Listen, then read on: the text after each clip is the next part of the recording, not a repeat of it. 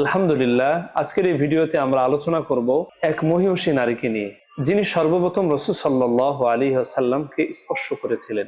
কে সেই মহিয়সী নারী, জানবো আজকের এই ভিডিওতে ইনশাআল্লাহ। সুপ্রিয় দর্শক শ্রোতা ভাই ও বোন, আমাদের প্রিয় নবী হযরত মুহাম্মদ সাল্লাল্লাহু আলাইহি ওয়াসাল্লামের বাবা আব্দুল্লাহ, তিনি একদিন মক্কার বাজারে গেলেন। গিয়ে দেখতে পেলেন বাজারে ছোট্ট একটি হাবশী বাচ্চা বসে আছে। রাসূল সাল্লাল্লাহু আলাইহি ওয়াসাল্লামের বাবা বাচ্চাটিকে দেখে অনেক আকৃষ্ট হলেন এবং তার প্রতি অনেক দয়াদ্র হলেন। রাসূল সাল্লাল্লাহু আলাইহি ওয়াসাল্লামের বাবা আব্দুল্লাহ বাচ্চাটিকে ক্রয় করে বাসায় নিয়ে আসলেন।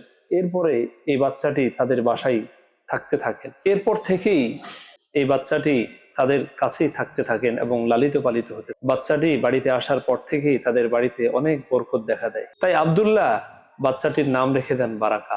এই বাচ্চাটি বড় হতে থাকে এবং তাদের খেদমত করতে থাকে। যখন মা আমেনা গর্ভবতী হলেন, গর্ভবতী হওয়ার পর যখন তিনি প্রসব করবেন প্রিয় নবীজিকে, তখন তার পাশে একমাত্র যে মহিয়সী নারী ছিলেন তিনিই ছিলেন এই বারাকা। যখন মুহাম্মদ সাল্লাল্লাহু আলাইহি ওয়াসাল্লামকে মা আমেনা প্রসব করলেন, তখন এই মহিয়সী নারী সর্বপ্রথম রসুলকে কাপড় দ্বারা পেঁচিয়ে মা আমেনার পাশে শুয়ে দিয়েছিলেন। এই হলো সেই বারাকা।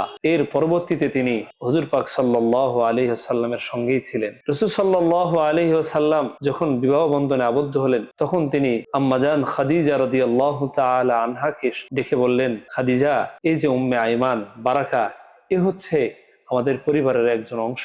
আমার মা এই বারাকা যতদিন ছিলেন, রাসূল সাল্লাল্লাহু আলাইহি ওয়াসাল্লাম তাকে অনেক সম্মান এবং ইজ্জত করতেন। প্রায় তার বাড়িতে যেতেন এবং তার খোঁজ খবর নিতেন। এই উম্মে আইমান এমন একজন মহিয়সী নারী ছিলেন, যিনি ইসলামের শুরুর দিকেই ইসলাম ধর্ম গ্রহণ করেছিলেন। সুপ্রিয় দর্শক শ্রোতা ভাই ও বোন, ইনি হলেন সেই মহিয়সী নারী যিনি রাসূল সাল্লাল্লাহু আলাইহি ওয়াসাল্লামকে সর্বপ্রথম স্পর্শ করেছিলেন। আজকের এই ঘটনা থেকে আমরা জানতে পারলাম এই মহিয়সী নারী কিভাবে রাসূল সাল্লাল্লাহু আলাইহি ওয়াসাল্লামের পাশে থেকে রসুলকে ছায়ার মতো আশ্রয় দিয়েছিলেন এবং রসুলকে লালন পালন করেছিলেন। আল্লাহ পাক আমাদের সকলকে এই ঘটনা থেকে শিক্ষা গ্রহণ করার তৌফিক দান করেন। ওয়া আখিরু দাওয়ানা আলহামদুলিল্লাহি রাব্বিল আলামিন।